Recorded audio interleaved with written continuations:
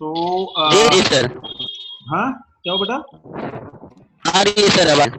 ठीक है, so let us resume the session. So today we will discuss again some basic components that require to design sensors. Yesterday we have studied about resistance, some kind of resistors, measuring units like volts, amperes, use of multimeters. We have just studied about some basic components that require in IoT hardware designing. So today we will have a some closer look about remaining components like LED, infrared sensors, designing of infrared sensors, etc. So the first topic of today is the light emitting diode LED. Okay, so LED is nothing more than it's just similar to a diode. जैसे एक diode है वैसा ही diode है. It always work in forward direction. Forward bias के अंदर जैसे diode work करता है वैसे एलईडी हमेशा फॉरवर्ड बायस में वर्क करती है. द डिफरेंस इज दैट कि एक नॉर्मल डायोड में कोई लाइट एमिट नहीं होती है जबकि इसमें लाइट एमिट्स होती है. ठीक है, जब इसमें एक वोल्टेज सोर्स अप्लाई किया जाता है तो लाइट एमिट होती है. ओके, तो ये एक पिक्टोरियल रिप्रेजेंटेशन आपके सामने है. ये एक डायोड का टिपिकल डायग्राम है. सिंपल डायोड को इस तरह से रिप्रेजेंट किया जाता है. एलईडी के को रिप्रेजेंट करने के लिए डायोड के ऊपर एरोज लगाए जाते हैं. इट मींस एक सिंपल डायोड है जिससे लाइट एमिट हो रही है. इट मीन ये लाइट एमिटिंग डायोड है या एलईडी है. एलईडी के दो टर्मिनल होते हैं, positive and negative, that is anode and cathode.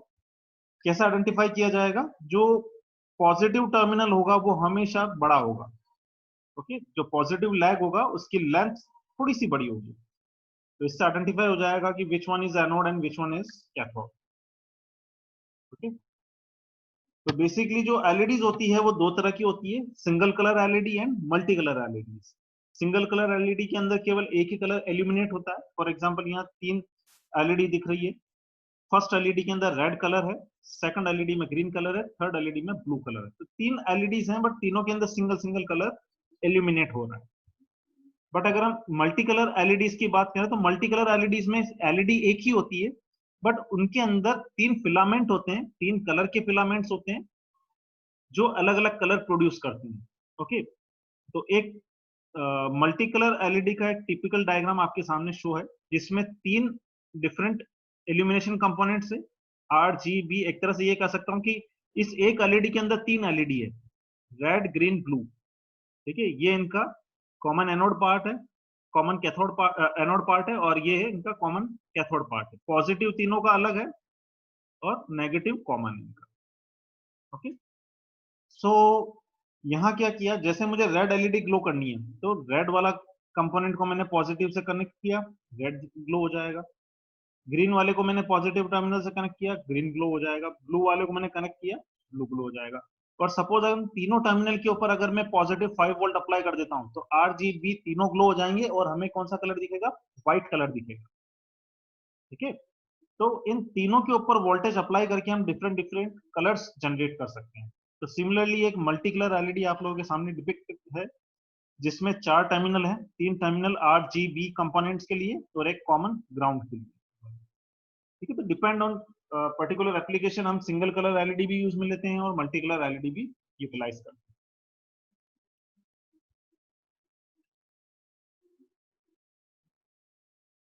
Next is variable resistor और पोटेंशियोमीटर.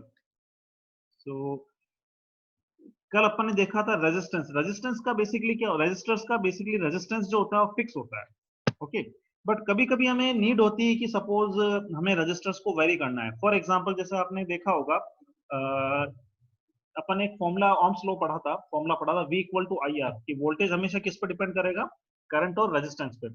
अगर मैं रेजिस्टेंस को कम करता हूं तो क्या होगा? रेजिस्टेंस को कम करेंगे तो वोल्टेज भी आपका कम होगा, रेजिस्टेंस को मैं बढ़ाऊंगा तो वोल्टेज भी आपका बढ़ेगा. डिपेंड करता है कि आपकी करंट कांस्टेंट है या नहीं है. ठीक है, अगर मैं करंट को कांस्टेंट कर देता हूं और वोल्टेज को रेजिस्टेंस को अगर बढ़ाता हूं तो आपका वोल्टेज बढ़ेगा, रेजिस्टेंस को अगर मैं कम कर दूंगा तो आपका वोल्टेज ड्रॉप भी आपका कम हो जाएगा. तो सपोज अगर मैं चाहता हूं कि मैं वोल्टेज को कम ज्यादा करना चाहूं, ठीक है, तो उसके लिए क्या लेना पड़ेगा? रेजिस्टेंस को वेरी कराना पड़ेगा. तो उस केस के अंदर फिक्स्ड वैल्यू रजिस्टर यूज में ना आकर के क्या यूज में आएगा? वेरिएबल रजिस्टर यूज में आएगा। तो इस वेरिएबल रजिस्टर को पोटेंशियोमीटर भी कहते हैं और रियोस्टेट भी कहते हैं। ओके, तो ये टिपिकली कुछ इस तरह का दिखता है, जिसमें ऊपर एक नॉब है। इस नॉब को अपन जब वेरी कराते हैं तो रेजिस्टेंस वेरी होता है। ओके, इसी टाइप का एक प्रैक्टिकल आपने फिजिक्स में भी किया होगा, जिसमें आपने रियोस्टेट यूज में लिया होगा। आप रेजिस्टेंस को वेरी कराते हैं एक नॉब की हेल्प से, तो रेजिस्टेंस कभी ज्यादा होता है, कभी आपका रेजिस्टेंस कम होता है। ओके, ये भी अगेन एक वेरिएबल रेजिस्टेंस या पोटेंशियोमीटर का टाइप है।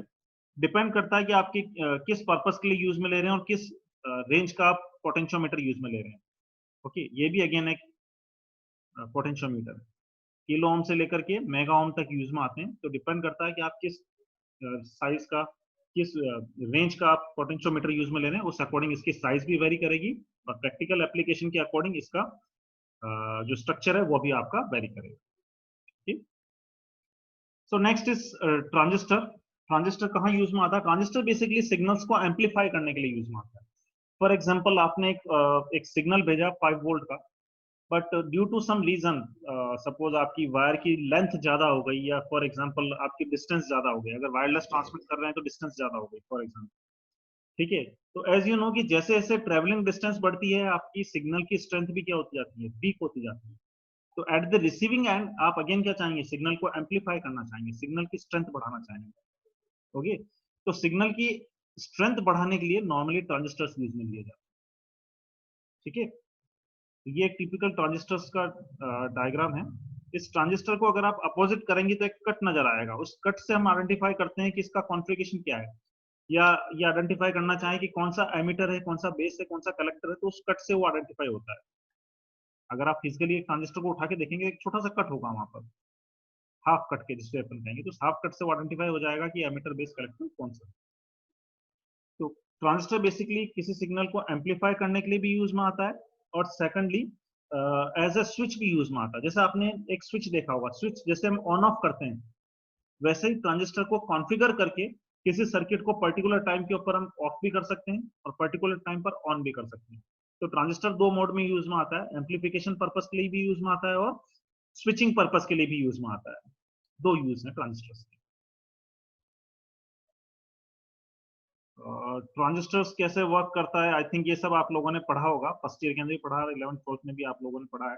तो बेसिकली 3 टर्मिनल्स होते हैं इसके, एमीटर बेस कलेक्टर। ठीक है, अगेन डिपेंड करता है आपका करंट कैसे फ्लो करेगा आपके कॉन्फ़िगरेशन पर, एनपीएन है या पीएनपी कॉन्फ़िगरेशन है।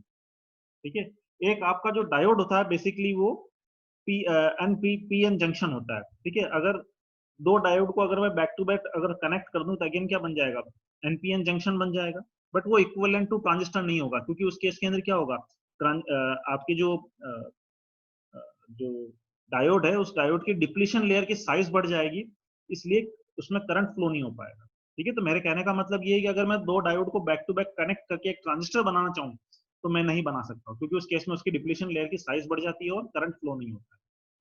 इसलिए इसी पर्पस के लिए हम ट्रांजिस्टर को यूज में लेते हैं। ट्रांजिस्टर इक्विवेलेंट टू डायोड के बैक टू बैक कनेक्शन है, मगर प्रैक्टिकल पॉइंट ऑफ व्यू से अपन उसको यूज में नहीं ले सकते इन प्लेस ऑफ ट्रांजिस्टर। तो ये आप ध्यान रखना, कितनी बार इंटरव्यू क्वेश्चन में पूछ लेते हैं कि अगर दो डायोड को अगर मैं बैक टू बैक अगर कनेक्ट कर देता हूँ और इन प्लेस ऑफ ट्रांजिस्टर अगर उसको मैं प्रैक्टिकली यूज लेना चाहूँ, क्या यूज आएगा? तो यूज नहीं आ पाएगा, क्योंकि उस केस में डिप्लीशन लेयर की साइज बढ़ जाएगी और करंट फ्लो नहीं हो पाएगा। आपका जो सर्किट है वो हमेशा ओपन सर्किट रहेगा।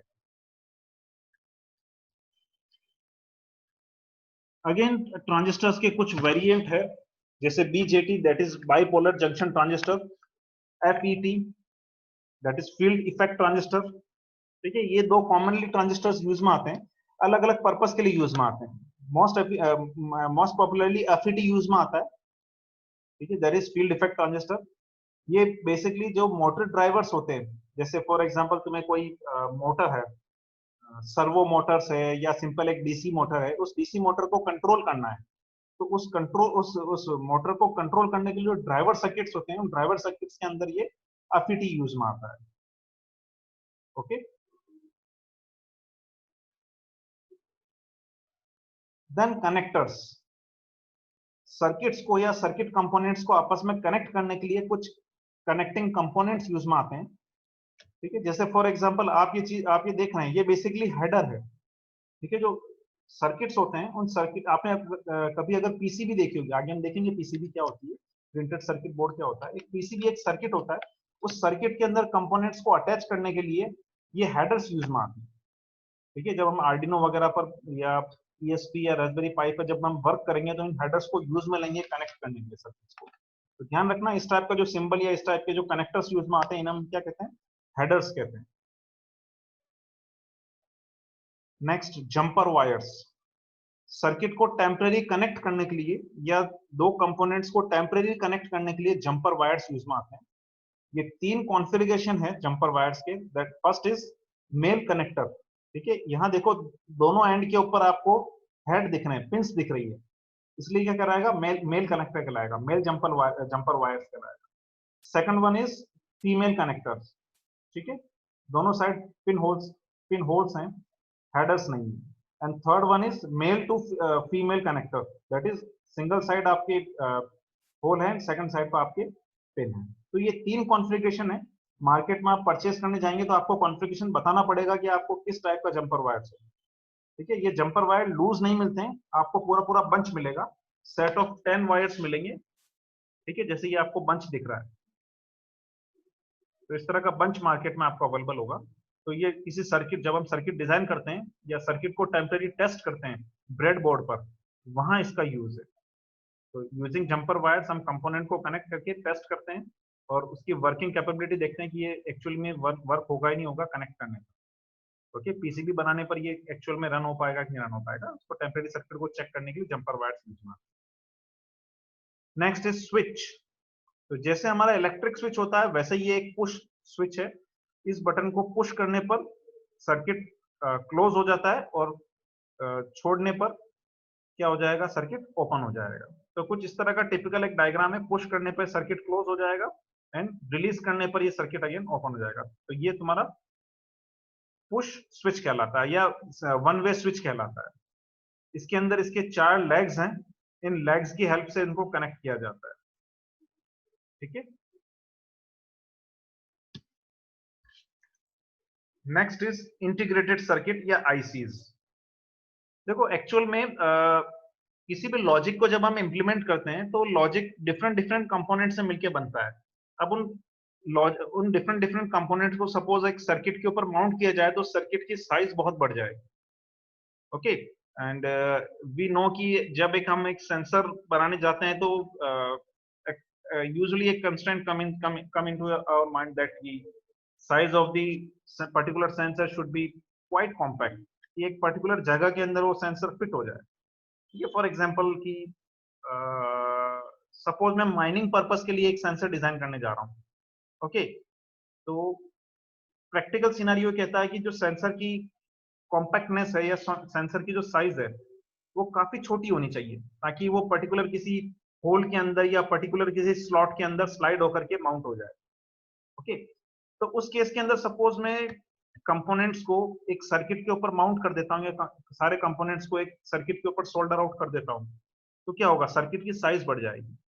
ठीक है, बट अगर सपोज मैं कंपोनेंट को सोल्डर करने के बजाय उन्हीं कंपोनेंट्स की जो वर्किंग है उसकी अगर मैं एक आईसी अगर मार्केट से ले आता हूँ तो आईसी की साइज क्या होगी, बहुत कम होगी। ठीक है, तो टिपिकली जो हम देख रहे हैं ये तुम्हारी एक आईसी है, इस आईसी के अंदर 10 या 20 लॉजिक्स इंप्लीमेंटेड है।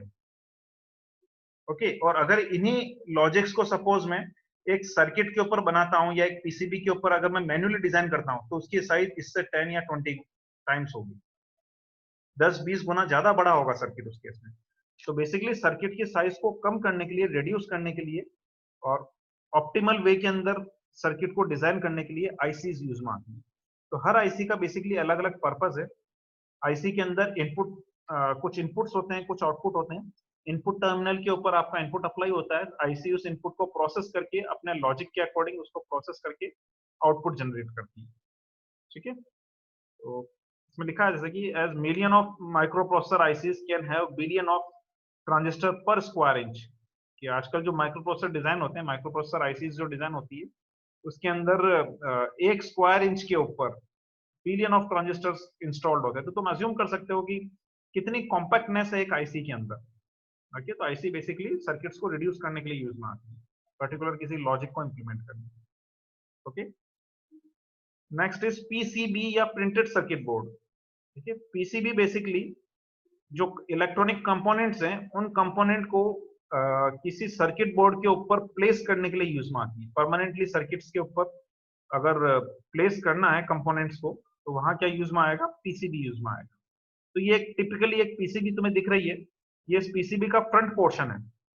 ठीक है, इसमें कलर से यहाँ इंडिकेट किया हुआ कहाँ कौन सा कंपोनेंट प्लेस होगा। फॉर एग्जांपल यहाँ तुम्हारे रेजिस्टेंस प्लेस होंगे, यहाँ तुम्हारा एक कैपेसिटर प्लेस होगा, यहाँ तुम्हारी एक आईसी प्लेस होगी। ओके, यहाँ तुम्हारा मोटर ड्राइवर का सर्किट आएगा, यहाँ कोई पर्टिकुलर आईसी आएगी। ओके, तो ये एक तरह से पीसीबी डिजाइन है, इसका फ्रंट फेज है, ये फ्रंट पेज है। तो फ्रंट पेज से आपको क्या नजर आ रहा है कि कौन सा कंपोनेंट कहाँ रिलोकेट होगा, कहाँ प्लेस होगा। ठीक है, अगर इसी पीसीबी का बैक पोर्शन अगर हम देखें तो बैक पोर्शन के ऊपर आपको सर्किट विजुलाइज होगा, ये पता लगेगा कि कौन सा कंपोनेंट की कौन सी पिन किससे डायरेक्टली कनेक्टेड है।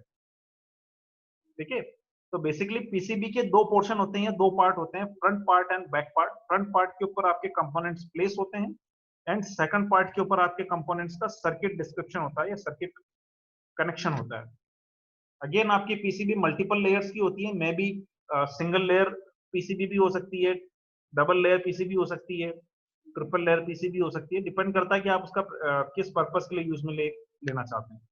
अगेन आपकी कॉस्टिंग अगेन वेरी करती है, अगर आप सिंगल लेयर पीसीबी यूज में लेंगे तो वो चीप आएगी, डबल लेयर या ट्रिपल लेयर अगर आप यूज में लेते हैं तो अगेन वो थोड़ा सा कॉस्टली बनेगा।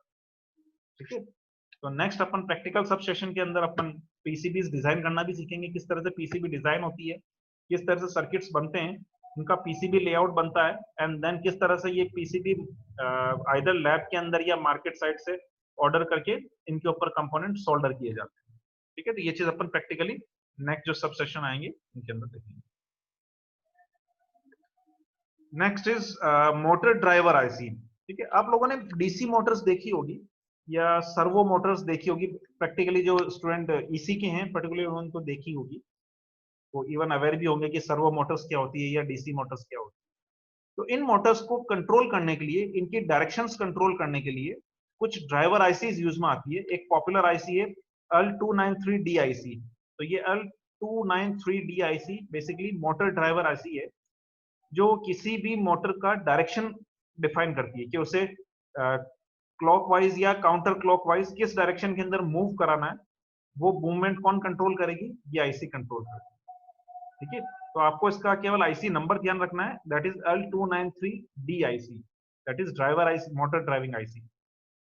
ओके, तो इसका ये लॉजिकल डिस्क्रिप्शन है। ये बेसिकली 16 पिन आईसी है जिसमें 16 पिन के ऊपर वीसीसी या पावर सप्लाई कनेक्ट होता है। ओके, और अगेन 8 वाली पिन के ऊपर भी वीसीसी कनेक्ट होता है। तो बेसिकली इसमें दो लॉजिक इंप्लीमेंटेड है, दैट इज लॉजिक 1 जो आप लेफ्ट हैंड साइड के अंदर देख रहे हैं, एज वेल एज लॉजिक 2 जो आपका राइट हैंड साइड के अंदर इंप्लीमेंटेड है। ठीक है, पिन नंबर 2 के ऊपर आपका इनपुट अप्लाई होता है एंड पिन नंबर 7 के ऊपर भी अगेन आपका इनपुट अप्लाई होता है। ठीक है, अगर सपोज आपको इसको क्लॉकवाइज डायरेक्शन में मूव कराना है तो आप पिन 2 के ऊपर +5 वोल्ट देंगे, और अगर सपोज करो इसको काउंटर क्लॉकवाइज में अगर मोटर को रन करवाना है तो आप पिन 7 के ऊपर +5 वोल्ट देंगे। और मोटर हमें क्या हो बेटा, आवाज कट हो गई बेटा तुम्हारी, हेलो हेलो बेटा, सुन पा रहे हो मुझे, हेलो हेलो, सुन पा रहे हो क्या बेटा? सो इसमें pin number 2 and pin number 7 input pins हैं जिन पे हम अगर वोल्टेज अप्लाई करेंगे तो direction clockwise and counter clockwise direction के अंदर मोटर रोटेट करेगी, और आउटपुट पिन्स 3 एंड 6 के ऊपर आपकी मोटर कनेक्ट होगी। ठीक है, तो डिपेंड ऑन आपके दिस 2 एंड 7 पिन वोल्टेज आपकी मोटर की डायरेक्शन डिफाइन होगी कि वो फॉरवर्ड डायरेक्शन में मूव करेगी या बैकवर्ड डायरेक्शन में मूव करेगी। तो यहाँ आप साइमल्टेनियसली 2 मोटर गवर्न कर सकते हैं, क्योंकि ये जो आपकी L293D IC है, इसमें 2 लॉजिक इंप्लीमेंटेड है। ठीक है, तो आप जैसे लेफ्ट हैंड साइड में देख रहे हैं तो 2 पिन के जस्ट सामने 15 पिन है। अगेन वहां भी same input direction input pin available है। सेम 7 के सामने 10th पिन है, वहां भी आपका इनपुट पिन अवेलेबल है। तो यहाँ आप अगर इनपुट सप्लाई करेंगे तो 14 एंड 11 पिन के ऊपर जो मोटर कनेक्टेड है वो उसकी डायरेक्शन कंट्रोल होगी। ओके, तो आप इस तरह से इस आईसी को यूज में लेते हुए एक रोबोटिक कार बना सकते हैं। तो सपोज अगर मैं एक रोबोटिक कार बना रहा हूं तो उसके लिए कितनी आईसीज की रिक्वायरमेंट होगी? 2 आईसीज की रिक्वायरमेंट होगी, क्योंकि उस केस के अंदर आपके पास मोटर कितनी होगी? 4 मोटर्स होगी। ओके, 2 बैक के अंदर एंड 2 फ्रंट के अंदर। तो यूजिंग आप दिस आईसी आप किसी भी रोबोटिक कार को डिजाइन कर सकते हैं, उसकी डायरेक्शन कंट्रोल कर सकते हैं कि आप उसको कब बैक आपको मूव कराना, कब आपको फ्रंट मूव कराना, कब आपको लेफ्ट मूव कराना, कब आपको राइट मूव कराना। ठीक है, तो आप जैसे वोल्टेज अप्लाई करेंगे आपकी कार इजी वे के अंदर front left forward backward left and right move करेगी। ठीक है, एक छोटा सा आपको प्रोग्राम डिजाइन करना है। आपको देखना है कि जब आपको लेफ्ट मूव करना है तब आप इस मोटर को ऑन कर दीजिए, राइट मूव करना है इस मोटर को ऑन कर दीजिए, फॉरवर्ड अगर आपको जाना है तो इन मोटर्स को सारों को फॉरवर्ड डायरेक्शन में मूव करा दीजिए, बैकवर्ड जाना है तो सारी मोटर्स को बैकवर्ड के अंदर मूव करा दीजिए। ठीक है, तो अपन प्रैक्टिकली जब वर्क करेंगे तब इस एक स्मॉल स्केल पे इस प्रोजेक्ट को भी बनाएंगे, इस प्रोग्राम को भी बनाएंगे एंड सिमुलेट करके देखेंगे कैसा ये वर्क करेगा। Next is infrared LEDs. ठीक है, अभी तक हमने एलईडीज के बारे में पढ़ा। एलईडीज क्या है? बेसिकली लाइट एमिटिंग डायोड्स है जो लाइट एमिट करते हैं। बट आईआर एलईडीज जो है, इंफ्रारेड एलईडीज हैं, वो स्पेशल टाइप्स की एलईडीज हैं जिनसे इंफ्रारेड लाइट्स निकलती है। इंफ्रारेड लाइट्स जो लाइट्स होती है वो विजिबल रेंज में नहीं होती है। ठीक है, ईएम स्पेक्ट्रम के अंदर अगर हम विजुलाइज करें तो जो आईआर रेज हैं वो इनविजिबल स्पेक्ट्रम के अंदर लाइट करती है। तो ये जो आईआर एलईडीज होती है इनसे लाइट्स एमिट होती है, मगर वो लाइट इंफ्रारेड लाइट्स होती है। ओके, अगेन क्योंकि एलईडी है तो फॉरवर्ड डायरेक्शन के अंदर वर्क करेगी। 2 टर्मिनल होंगे, एक टर्मिनल पॉजिटिव जो तुम्हारा थोड़ा सा बड़ा होगा एंड सेकंड टर्मिनल तुम्हारा छोटा होगा, दैट इज नेगेटिव। अगेन इसके दो तरह के इसके इंप्लीमेंटेशन होंगे। एक एलईडी जिससे लाइट्स एमिट होगी या इंफ्रारेड निकलेगी।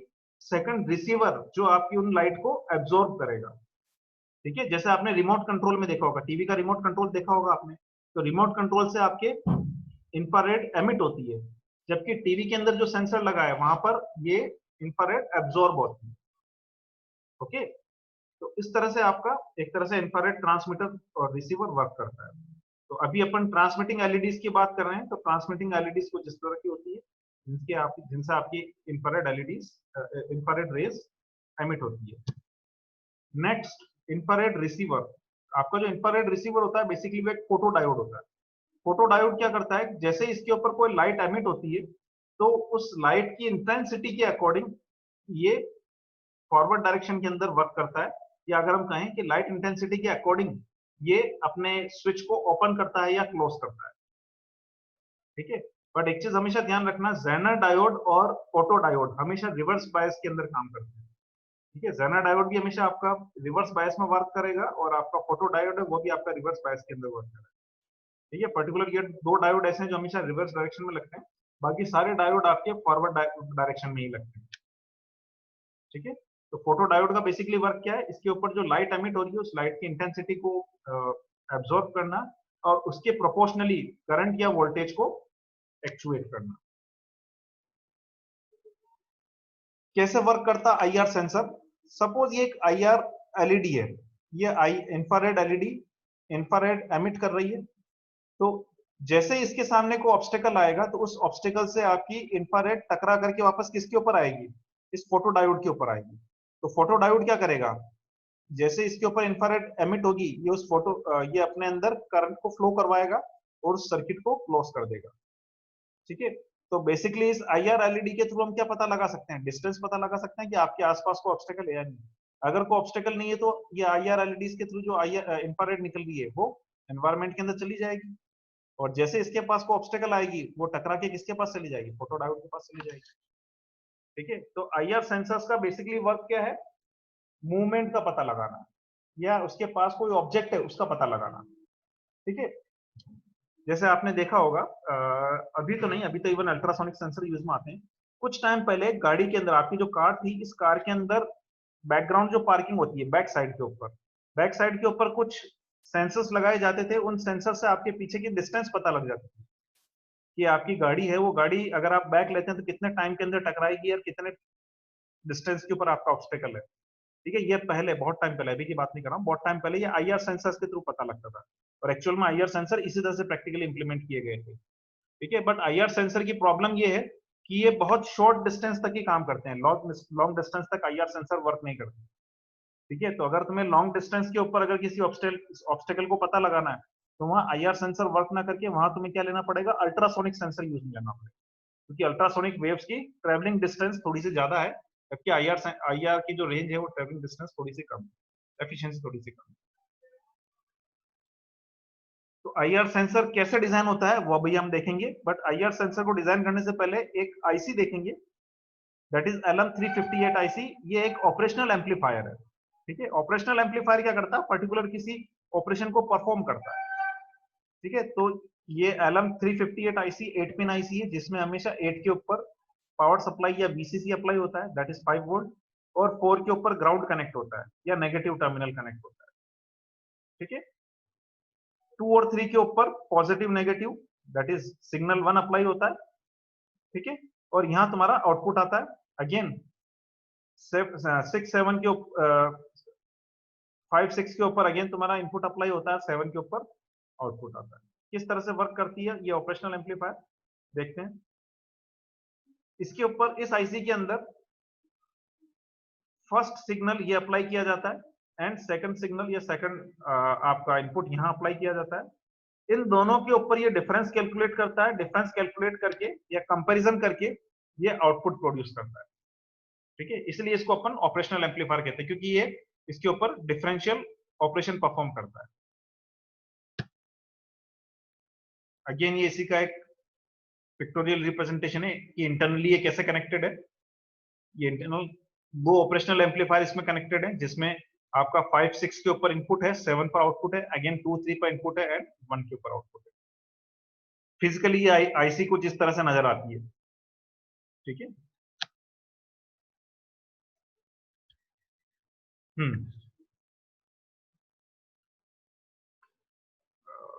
ये डायग्राम ठीक है। अब यूजिंग, अब ये वर्क कैसे करती है वो हम देखते हैं। ये एक सिंपल सा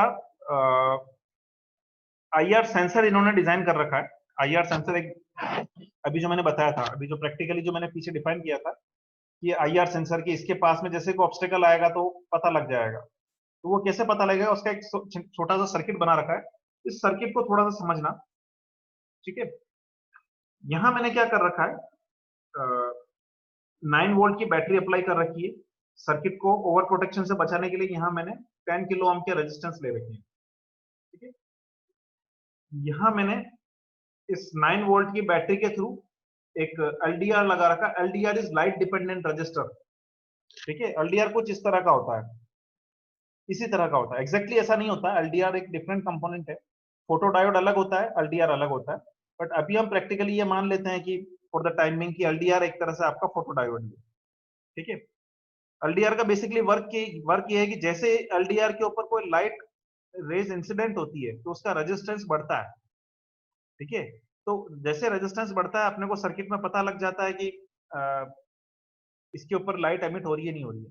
तो अगर मैं आइडेंटिफाई करना चाहूँ कि अभी आज दिन है या रात है, या अभी दिन है या रात है, तो वो कैसे पता लगेगा, इस एलडीआर से पता लग जाएगा। अगर इस एलडीआर के ऊपर रोशनी आ रही है इट मींस डे टाइम है, अगर एलडीआर के ऊपर कोई लाइट नहीं है इट मींस नाइट टाइम है।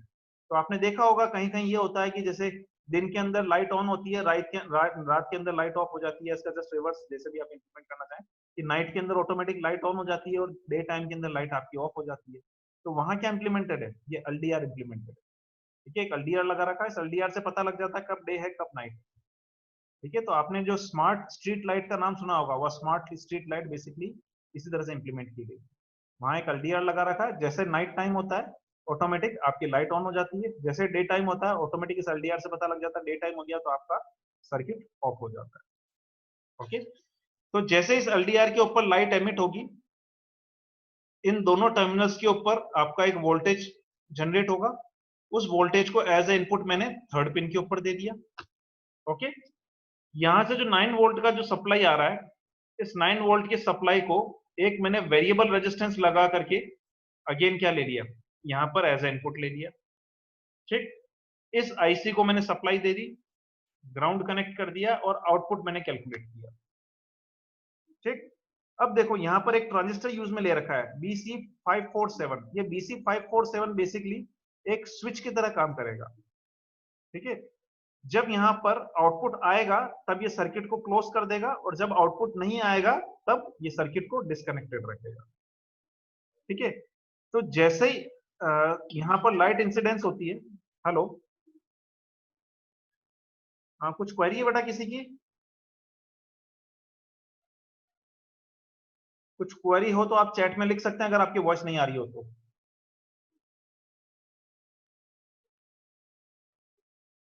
ओके, सो जैसे इसके ऊपर कोई लाइट इंसिडेंट होगी, यहाँ पे वोल्टेज ड्रॉप होगा। उस वोल्टेज को ये कंपेयर करेगा, यहाँ जो आपका एक कांस्टेंट आपने जो थ्रेशोल्ड फिक्स कर दिया उस वोल्टेज के साथ, और बेस्ड ऑन दैट ये यहाँ पर एक आउटपुट जनरेट करेगा। ठीक है, तो अगर सपोज यहाँ लाइट इंसिडेंट होगी तो यहाँ क्या होगा, ये सर्किट क्लोज हो जाएगा और यहाँ पर एलईडी ग्लो हो जाएगी। और अगर लाइट इंसिडेंट नहीं होगी तो आपका ये सर्किट ओपन सर्किट रहेगा और आपकी यहाँ लाइट क्या रहेगी, ये एलईडी ग्लो नहीं करेगी, क्योंकि उस केस में क्या होगा, सर्किट आपका ओपन रहेगा। ठीक है, तो इस LM358 आईसी का यूज बेसिकली अपन एक कंपैरेटर के तौर पे कर रहे हैं। ये कंपेयर कर रहा है इस वोल्टेज को एक रेफरेंस वोल्टेज के साथ। ठीक है, यहां मैंने एक वोल्टेज फिक्स कर दिया, इस रियोस्टेट को मैंने घुमा करके एक रेफरेंस वोल्टेज फिक्स कर दिया, एक तरह से इस सेंसर की सेंसिटिविटी फिक्स कर दी। ठीक है, कि अगर इतना वोल्टेज यहां पर होता है तभी यहां आउटपुट 1 आए, अदरवाइज आउटपुट क्या है, 0 आए। ठीक है, तो LM358 बेसिकली क्या है, कंपैरेटर, एक तरह से कंपैरेटर के तौर पे यूज में लिया कि एक वोल्टेज को कंपेयर कर रहा है रेफरेंस के साथ। अगर उस रेफरेंस के बराबर है या ज्यादा है तब तो आउटपुट 1 आ रहा है, और अगर कम है तो आउटपुट क्या आ रहा है, 0 आ रहा है। ठीक है, क्लियर? ओके, नेक्स्ट अगेन उसी चीज को यहां इन्होंने समझा रखा, बट पीछे आपका एलडीआर के थ्रू एग्जांपल को समझा रखा था। यहां पर इसने आईआर सेंसर को एक्सप्लेन किया हुआ कि अगर इस LM358 आईसी के थ्रू अगर मैं आईआर सेंसर डिजाइन करना चाहूं तो किस तरह से डिजाइन होगा। ये सर्किट एक तरह से दो पार्ट में ब्रेक होगा। फर्स्ट पार्ट आपका जो आपके आईआर एलईडी से कनेक्ट होगा। आईआर एलईडी क्या करेगी, इंफ्रारेड एमिट करेगी। सेकंड सर्किट जिसमें आपका फोटो डायोड लगा हुआ है। ठीक है, अगर फोटो डायोड के ऊपर अगेन ये इंफ्रारेड लाइट्स एमिट होती है, या अगर ये फोटो डायोड आपका इंफ्रारेड एलईडी इंफ्रारेड रेस को कैच करता है, तो अगेन क्या होगा, यहाँ एक वोल्टेज जनरेट होगा इसके अक्रॉस। इस वोल्टेज को मैंने ले लिया, अगेन यहाँ एक पोटेंशियोमीटर लगा करके मैंने इस सर्किट की एक सेंसिटिविटी सेट कर दी, कितने वोल्टेज के ऊपर इसको सेंस करना है, फिक्स करके घुमा करके। ठीक है, तो अगेन इस वोल्टेज को कंपेयर करेगा इसके साथ और आउटपुट देगा आपका 0 1 के फॉर्म में। ठीक है, +5 या से 0 की रेंज के अंदर आपका ये वोल्टेज देगा। तो एक तरह से आपने LM358 आईसी के थ्रू क्या बना दिया, आईआर सेंसर बना दिया।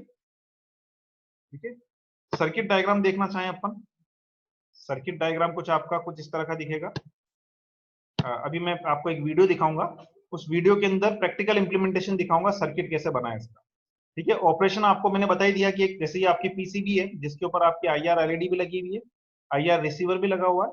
जैसे ही आईआर एलईडी के सामने कोई ऑब्जेक्ट आ जाएगा तो वहां से आपकी रेस टकरा के किसके पास जाएगी, आईआर रिसीवर के पास जाएगी। आईआर रिसीवर के पास जाएगी तो आईआर रिसीवर पे वोल्टेज ड्रॉप होगा, और उस वोल्टेज ड्रॉप को मैं ऑपरेशनल एम्पलीफायर जो 358 जो आईसी है उस ऑपरेशनल एम्पलीफायर से कंपेयर करके आइडेंटिफाई कर लूंगा कि मेरे पास सिग्नल आ रहे ही नहीं आ रहे। अगर आ रहे होंगे तो कोई ना कोई वोल्टेज होगा, और अगर नहीं आ रहे होंगे तो कोई वोल्टेज नहीं होगा। क्लियर? तो अभी मैं एक वीडियो आपके सामने रिप्रेजेंट कर रहा हूं, आप एक बार उसको चेक करना, उसमें प्रैक्टिकल इंप्लीमेंटेशन है। हैंड्स ऑन एक्सपेरिमेंट है इंफ्रारेड सेंसर का।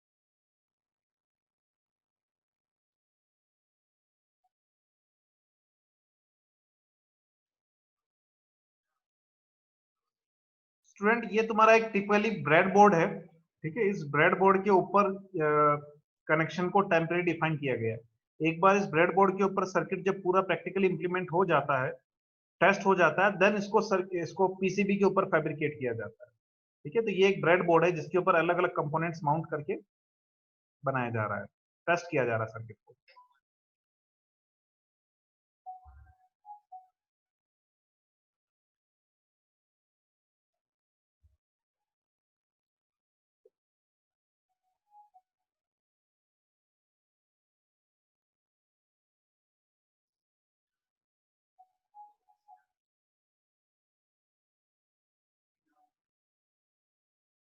ये जो कनेक्शंस हो रहे हैं, ये सारे कनेक्शंस आपको अभी मैंने पीपीटी के अंदर एक स्लाइड्स बताई थी, एक स्लाइड बताई जिसमें फिजिकली कनेक्शन मैंने बता रखे हैं, पिन नंबर 1 से क्या कनेक्टेड है, कैसा क्या कनेक्टेड है। वही कनेक्शन फिजिकली जंपर वायर्स के थ्रू यहाँ पर किए जा रहे हैं।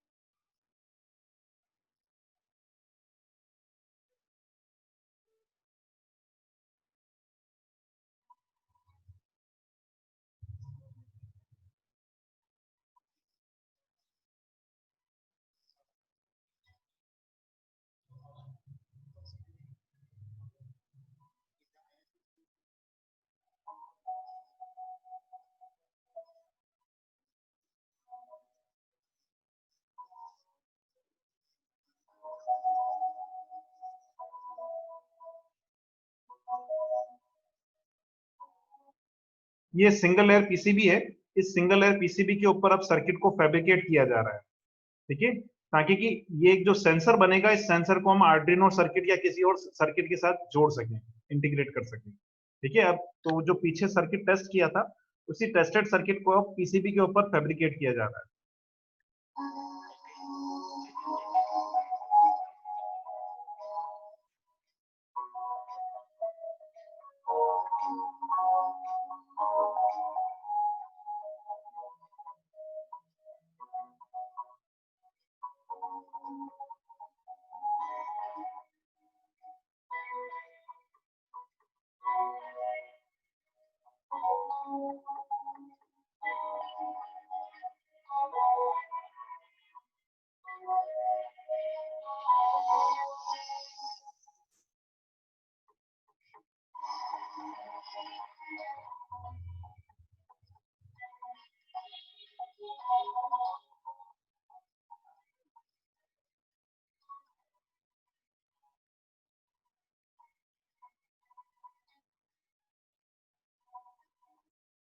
ये स्टूडेंट्स हेडर्स हैं जो भी मैंने पीछे डिस्कस किए थे, मेल हेडर्स यहाँ डिफाइन किए गए हैं।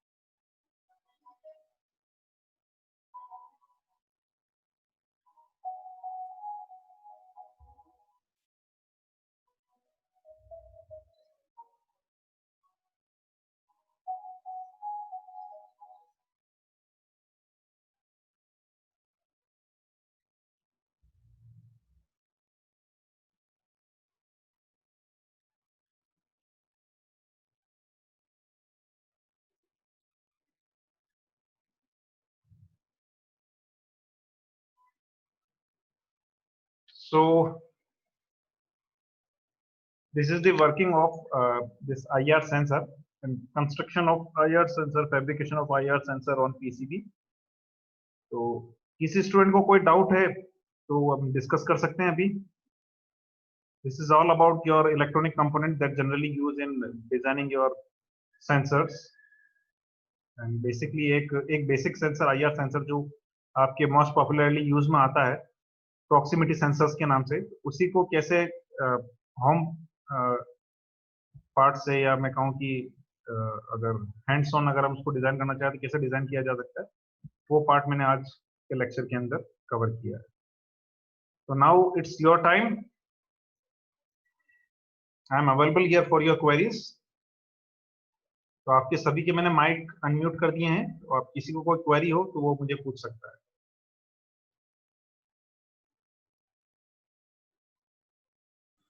स्टूडेंट्स किसी को कोई क्वेरी है तो एक बार पूछें। Hello I am sir. Openly available here. Hello sir, आवाज आ रही है? हाँ बेटा आवाज आ रही है। सर ये एक चीज पूछना था कि जैसे अगर आपने वो मोटर ड्राइवन का बताया हुआ था, तो आजकल के जो टाइम पे ये स्मार्ट कारें आ रही हैं, तो उस चीज को बनना चाहें, उस चीज को अगर हम दोनों से कंपेयर करते हैं, तो जितना हम समझ पा रहे हैं एज अ स्टूडेंट, वो चीज हमने समझी, एक हम अल्ट्रासोनिक सेंसर लगा देते हैं और एक आर्डिनो लगा देते हैं, मोटर ड्राइवन लगा देते हैं, 4 मोटर लगा, उसको फिर या तो वाईफाई मॉड्यूल्स हो या ब्लूटूथ मॉड्यूल्स हम उसको कनेक्ट कर देते हैं, पर अभी भी बच रही है कि इसको और स्मार्टर बना सकते हैं।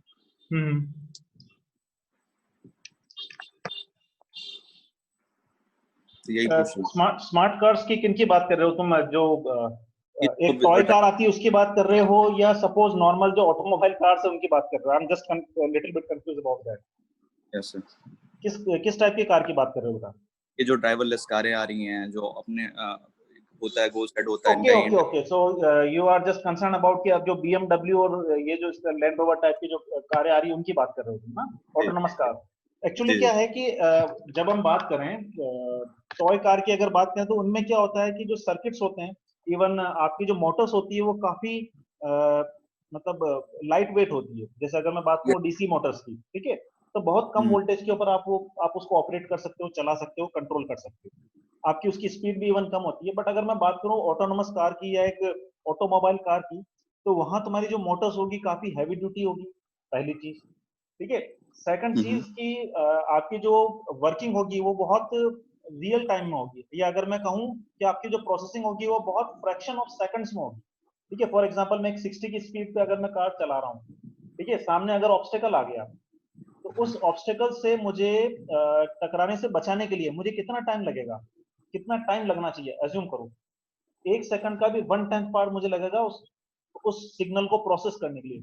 तो सर क्या उसमें भी आर्टिफिशियल इंटेलिजेंस? एग्जैक्टली वहां मुझे ये आर्डिनो वगैरह ये चीजें यूज में नहीं आएगी, वहां पर नहीं, बस इनसे थोड़ी सी ऊपर क्या चीजें मैं और सोचना चाहूँ, मतलब अपने दिमाग को अगर खोलूं अगर तो वो किस चीजों पे और बाकी है कि उसमें ध्यान देना चाहिए। वो तो बस एक टॉय कार है सर, इसलिए बात बस वो कंपेयर कर रहा था। तो एक्चुअली क्या है कि देखो ये जो अपन IoT अपन डिफाइन कर रहे हैं ये बेसिकली एक बेसिक्स है। जैसे अपन बात करें कि अपन ने टॉय कार डिफाइन किया, तो टॉय कार तो जस्ट एक बेसिक्स है, कॉन्सेप्ट है कि अपन ने आर्डिनो के थ्रू कंट्रोल कराया। जब ये चीज प्रैक्टिकली इंप्लीमेंट की जाती है तो ये क्या माइक्रो कंट्रोलर अपन ने करके माइक्रो प्रोसेसर्स पे इंप्लीमेंट की जाती है, और वो माइक्रो प्रोसेसर भी क्या किसी स्पेसिफिक पर्पस के लिए डिजाइन होते हैं। ओके, जो क्या करते हैं, जो तुम्हारा डेटा आता है सेंसर्स के थ्रू, सेंसर में भी इसी टाइप के हो सकते हैं या कमर्शियल किसी पर्पस के लिए डिजाइन होते हैं, उनकी इवन एक्यूरेसी भी बहुत ज्यादा होती है उन सेंसर्स की। मार्केट में जो तुम सेंसर यूज में लेते हो ये तो इवन बहुत चीप आते हैं और इनकी एक्यूरेसी भी इतनी नहीं है। तो जो कमर्शियल सेंसर्स होते हैं वो उनको यूज में लेते हैं और उनसे जो डेटा आता है उस डेटा को रियल टाइम में प्रोसेस करके देन आर्टिफिशियल इंटेलिजेंस के थ्रू उसको एनालाइज करके देन प्रेडिक्शन लेते हैं या कंट्रोलिंग सिग्नल भेजते हैं। ठीक है, तो वो एक पूरी हाइब्रिड टेक्नोलॉजी है, नॉट है कि एक इजी कि हमने केवल आर्डिनो के थ्रू प्रोग्रामिंग कर दी या वहां आर्डिनो के थ्रू प्रोग्रामिंग हो रही है, ऐसा नहीं है। बट ऑब्वियस अगर हम इन डेप्थ लेवल पर जाएंगे तो वहां भी आर्डिनो इंप्लीमेंटेड है। आर्डिनो ना कहूंगा, वो बेसिकली एसिक्स कहूंगा क्योंकि एप्लीकेशन स्पेसिफिक सर्किट्स हैं। आर्डिनो तो क्या है, किसी पर्टिकुलर की सर्किट को टेस्ट करने के लिए एक बोर्ड अवेलेबल है हमारे पास। ठीक है, तो जब आर्डिनो पे कोई सर्किट टेस्ट हो जाता है तो फिर अपन उसका क्या करते हैं, एसिक्स बनाते हैं, that is application specific circuit. तो वो उन गाड़ी के अंदर या उन ऑटोमोबाइल्स के अंदर एसिक्स इंप्लीमेंटेड है जो पर्टिकुलर वर्क कर रहे हैं। आई थिंक क्लियर हो गया होगा तुम्हें सर। एक बस एक चीज, पीसीबी की डिजाइनिंग थोड़ा डिटेल में समझा दीजिएगा सर। वो आगे अपन प्रैक्टिकल हैंड्स ऑन जब अपन लेंगे तो उस टाइम पे पीसीबी डिजाइन भी करेंगे अपन। Okay okay sir, okay. वो थोड़ा सा अपन, मैं थोड़ा उसको चाह रहा हूँ कि उसको थोड़ा सा मैं टाइम दूं ताकि कि तुम लोग पीसीबी डिजाइनिंग भी सीख सको और कैसे पीसीबी मैन्युअली अपन बना सकते हैं या कैसे पीसीबी मार्केट से अपन डिजाइन करके ऑर्डर करवा सकते हैं, फैब्रिकेट करवा के, वो भी अपन देखेंगे। Okay, next question. और किसी को पूछना बेटा?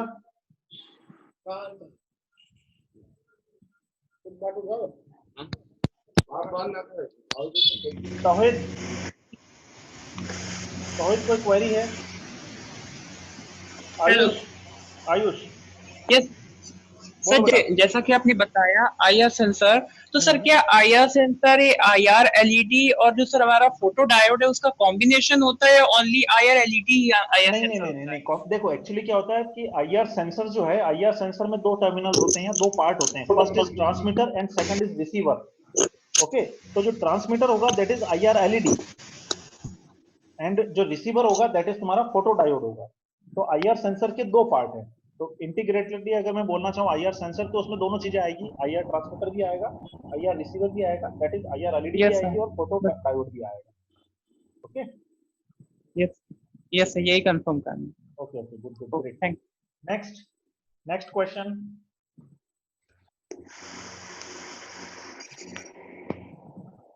Next question,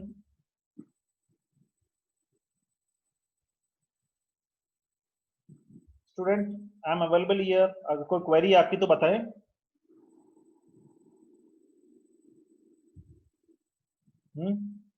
question from girls?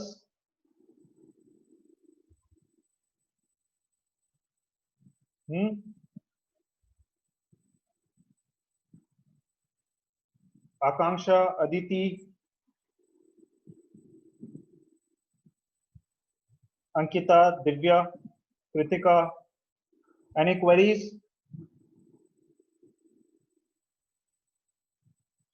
Again, no queries means 100% transformation of knowledge from from my side to your side. Aditi, any question beta? No sir. सब कुछ क्लियर हो गया? Okay, good. Mechanical student, ITCS student, any question? EC students को तो I think clear हो चुका होगा, क्योंकि उनके ही सिलेबस का सारा का सब कुछ चल रहा है अभी तक, तो आई थिंक उन्हें अच्छा क्लियर हुआ होगा। बट अगेन कोई क्वेश्चन हो कोई EC स्टूडेंट्स का भी तो पूछ सकते हैं।